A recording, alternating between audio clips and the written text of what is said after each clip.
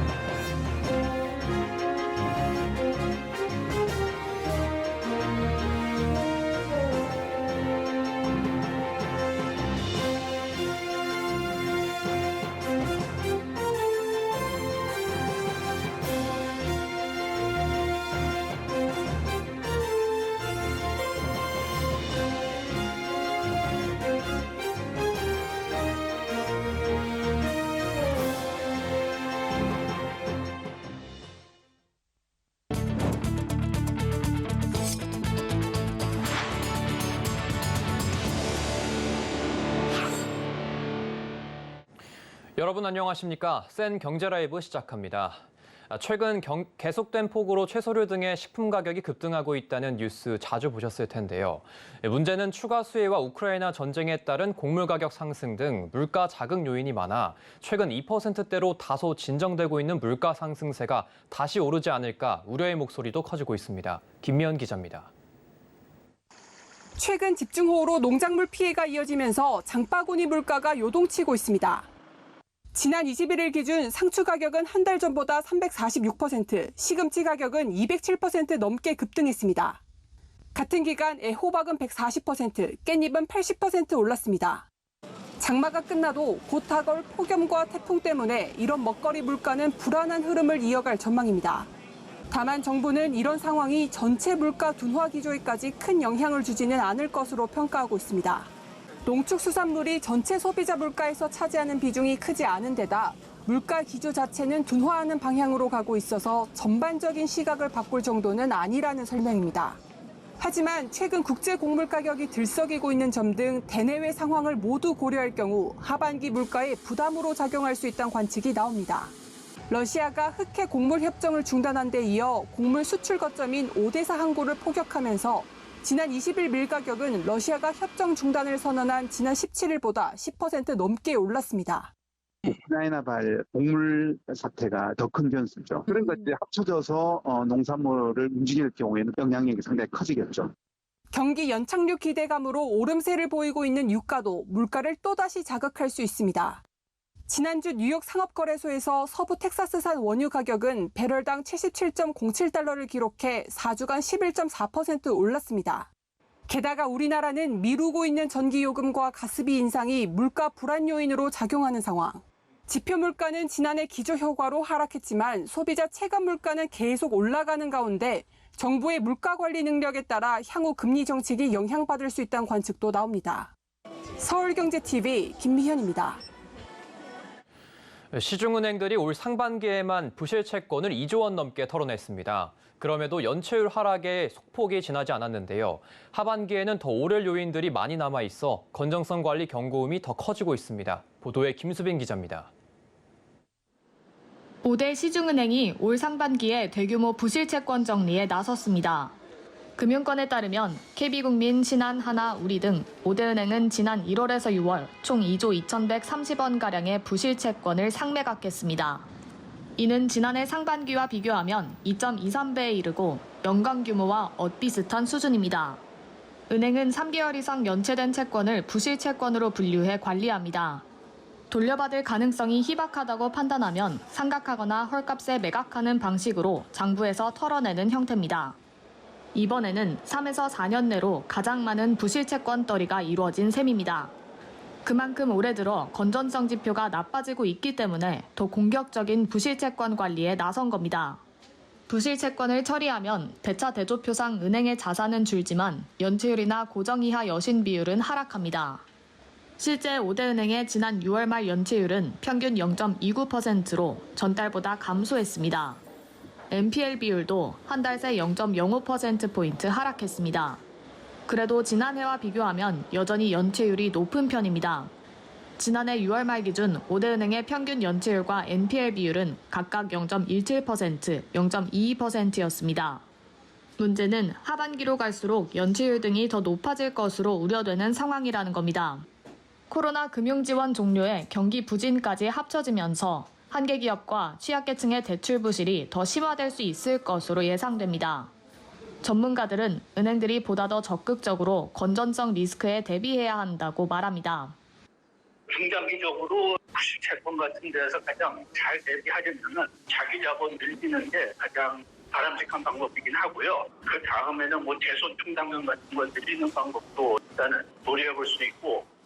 단기적으로는 대손 충당금, 중장기적으로는 DSR 규제나 자기자본 확충 등을 통해 건전성 관리에 나서야 한다는 게 전문가의 조언입니다. 서울경제TV 김수빈입니다.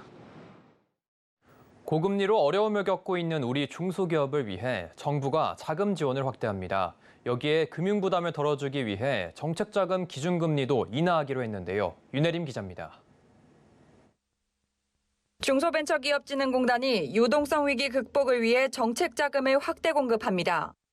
올해 정책자금 공급 규모는 5조 원이었는데 중진공이 정책자금 4천억 원을 추가로 확보한 겁니다. 올해 중진공은 하반기 경기 부양 효과를 위해 정책자금 68%에 달하는 3조 4천억 원을 조기 집행했고 시중은행 대비 2%포인트 이상 낮은 금리를 적용해 이자 부담을 완화시킨 바 있습니다.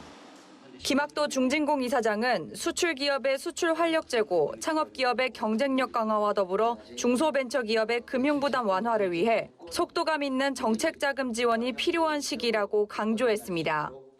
추가 지원 정책자금은 업력 7년 미만 창업기업을 위한 창업기반 지원자금 1,000억 원, 수출 실적 10만 달러 이상 보유 기업을 지원하는 수출기업 글로벌화 자금 1,500억 원 등으로 구성됐습니다.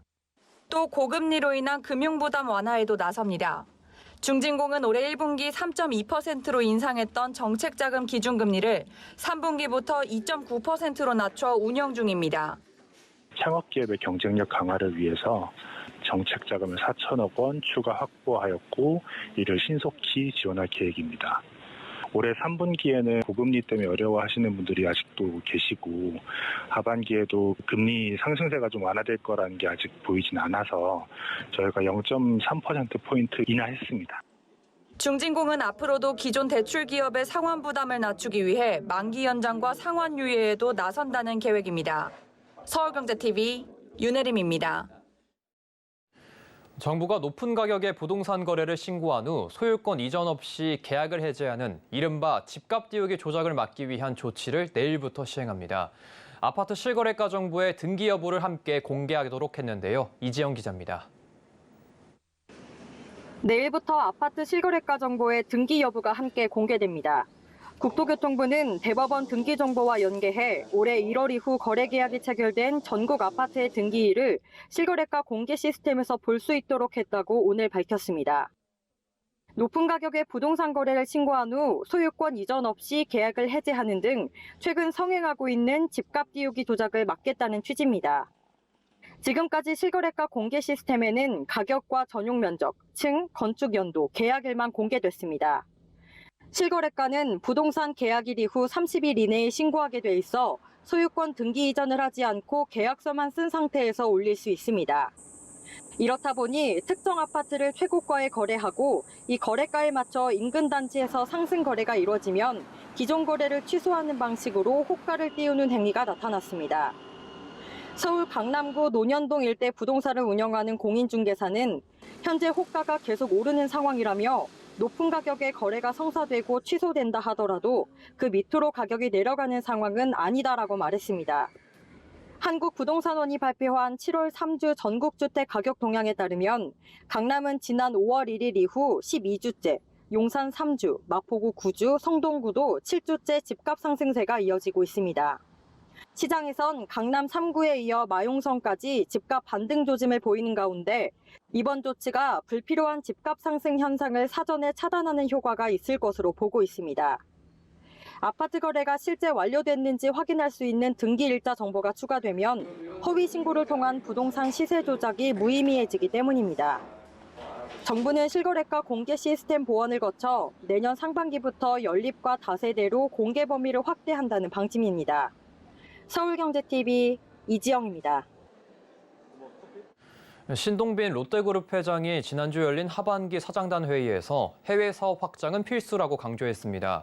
주력 계열사인 롯데쇼핑은 하반기 해외 사업에 고삐를 줄 것으로 보이는데요. 고전 중인 중국 시장에서 리오프닝 효과마저 기대하기 어려운 상황이라 베트남으로의 시프트를 본격화할 전망입니다. 서지은 기자가 보도합니다. 인구 감소로 국내 경제 저성장 기조가 지속될 것입니다. 해외 사업은 이젠 불가피한 선택입니다.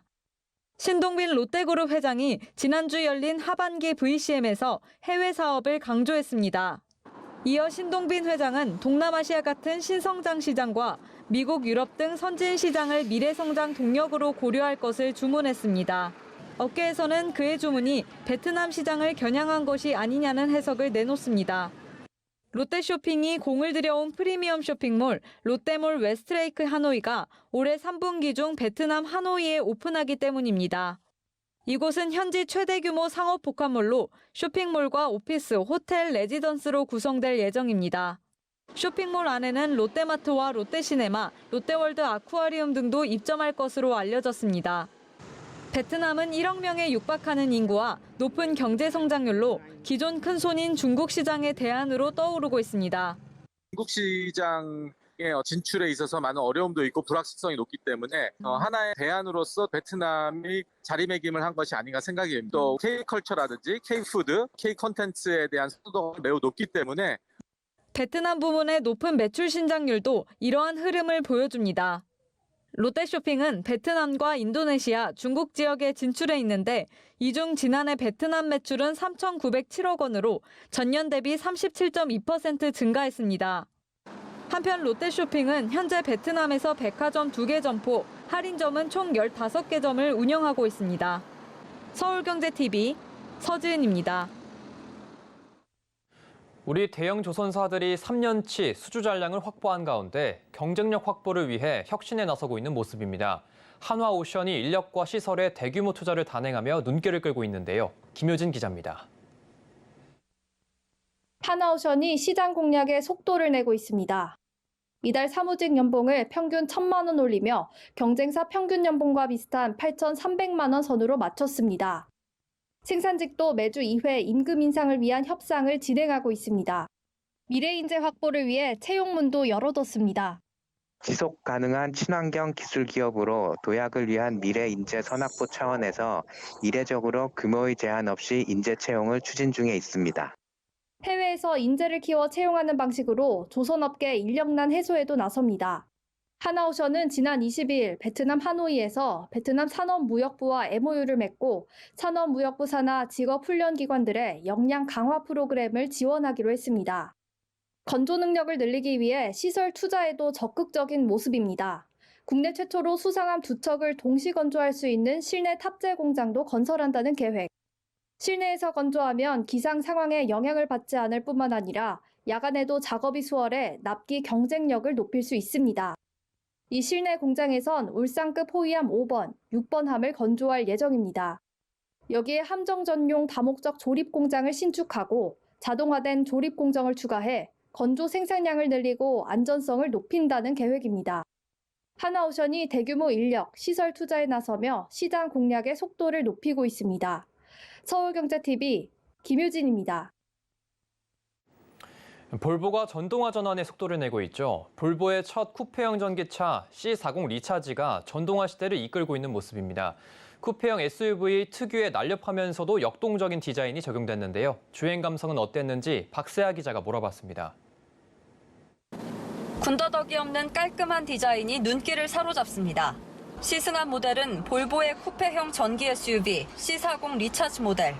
날렵한 쿠페형 루프라인에 전기차 전용 전면 그릴로 과하지 않고 간결한 스칸디나비안 감성을 살렸습니다.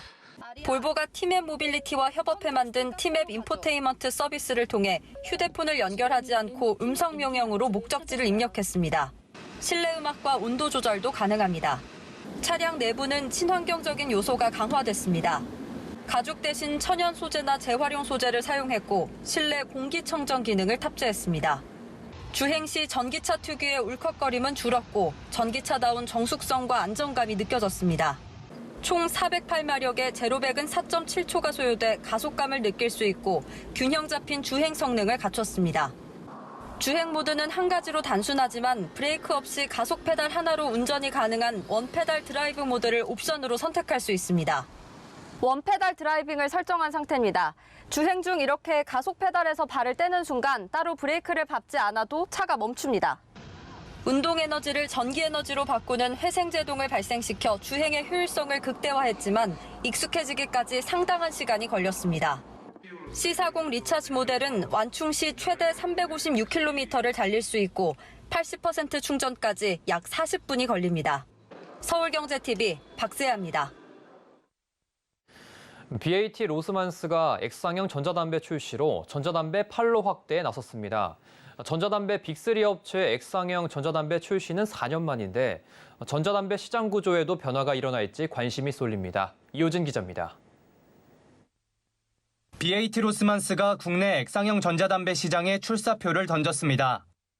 BAT 로스만스는 오늘 액상 배터리가 내장된 일체형의 X상형 전자담배를 수도권 지역 대상으로 출시한다고 밝혔습니다.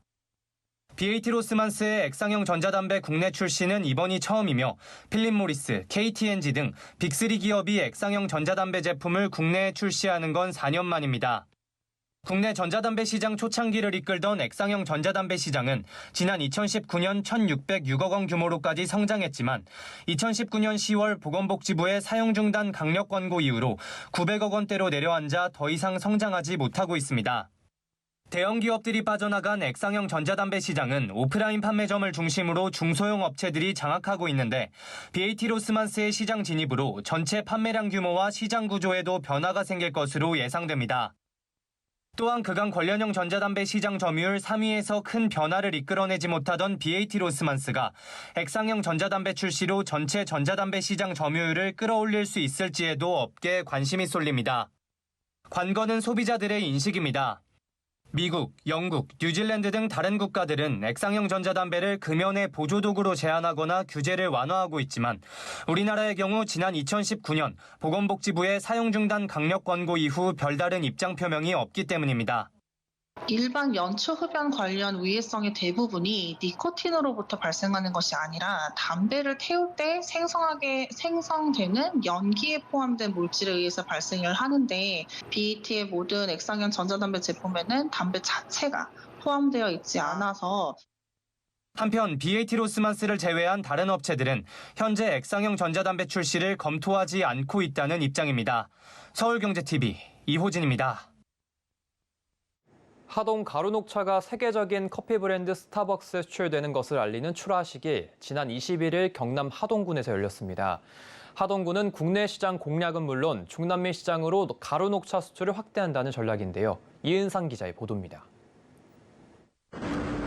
경남 하동군이 운영하는 하동녹차연구소. 240여 개의 박스가 차곡에 쌓여 있습니다.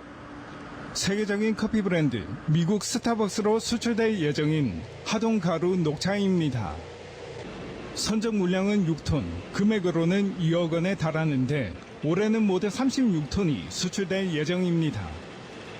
하동군은 앞으로 국내 시장 공략은 물론 멕시코와 브라질 등 중남미 시장 수출을 확대한다는 전략입니다. 앞으로 북미의 누보사 그리고 남미의 온스미로사와 같이 세계적인 녹차 수입 바이어들과 함께 북미 시장과 남미 시장을 적극 진출하겠습니다. 그리고 하동 녹차는 납품 규정이 까다롭기로 알려진 미국 스타벅스에 수출된 만큼 안전한 먹거리로 주목받고 있습니다. 특히 일정 기간 빛을 차단하는 차광 재배 방식으로 자란 하동 녹차는 찻잎의 색깔이 진하고 감칠맛도 더합니다. 이처럼 독특한 방식의 하동 전통 차 농업은 지난 2017년 세계 중요 농업유산으로 지정되기도 했습니다. 하동 녹차의 우수성을 널리 알리기 위해 열린 하동 세계 차 엑스포가 지난달 막을 내린 가운데 이제는 녹차의 대중화가 과제로 남았습니다. 2023 하동 세계차 엑스포를 마치고 나서 MZ세대를 비롯한 젊은 층들이 우리 차에 대한 관심을 많이 갖고 있습니다. 그래서 젊은 층들을 겨냥한 차 문화를 보급 확산하면서도 세계인의 입맛을 사로잡는 하동 녹차에 관심이 쏠리고 있습니다. 서울경제TV 영남 이은상입니다. 일본 후쿠시마 원전 오염수 관련 한일 국장급 실무협의가 내일 일본에서 개최됩니다. 이번 협의에서는 지난 12일 리투아니아에서 열린 한일 정상회담에서 한국 측이 제기한 요구사항을 듣고 후속 논의가 이루어질 전망입니다. 정부가 우리나라 기업들과 원팀 코리아를 구성해 다음 달 중 우크라이나의 재건사업 협력단 파견을 추진합니다.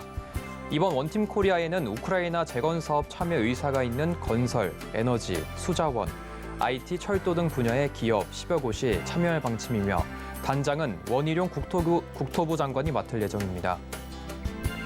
서울 도시철도 7호선의 인천 청라 연장선에 돔구장역이 신설됩니다.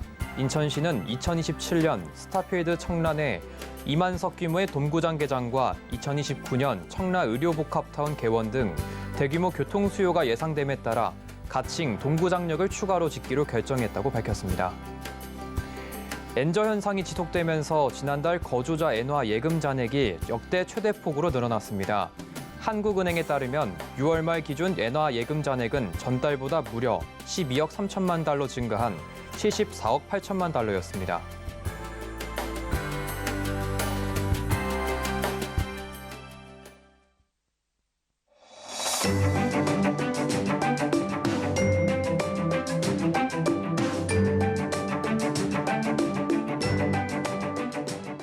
안녕하세요. K웨더 라이프스타일 예보 박성훈입니다. 경상권과 남해안, 제주에 내리는 비는 대부분 점차 그치겠습니다.